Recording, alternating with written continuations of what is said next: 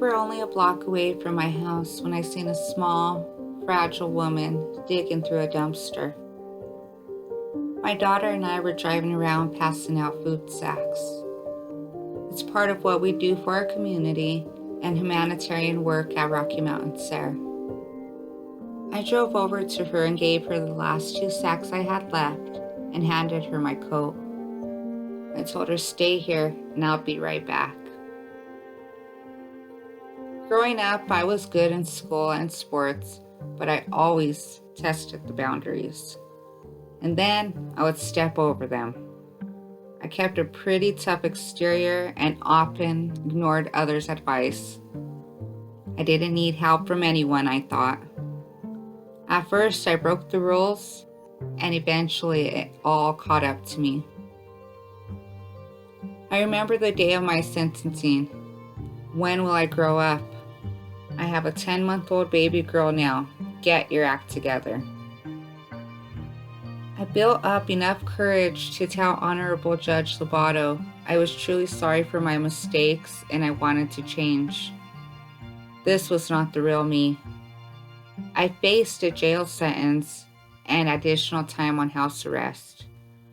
I told the judge I wanted to get that done right away so I could move on. He agreed to the plea. He also told me he wanted me back in his courtroom in 1 month to see my progress.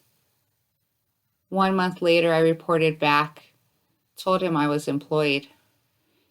He told me to report back again in another month. I went in and I told him I was promoted to a teacher's assistant and enrolled in early childhood classes in college. From then on, I understood goals have to be measurable. This person, this man, this human being cared. He held me accountable and showed me he believed in me when it was hard to believe in myself.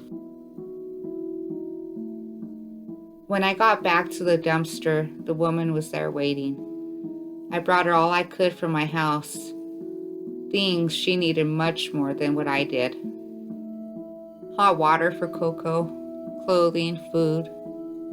She held the thermos of hot water to her cold face.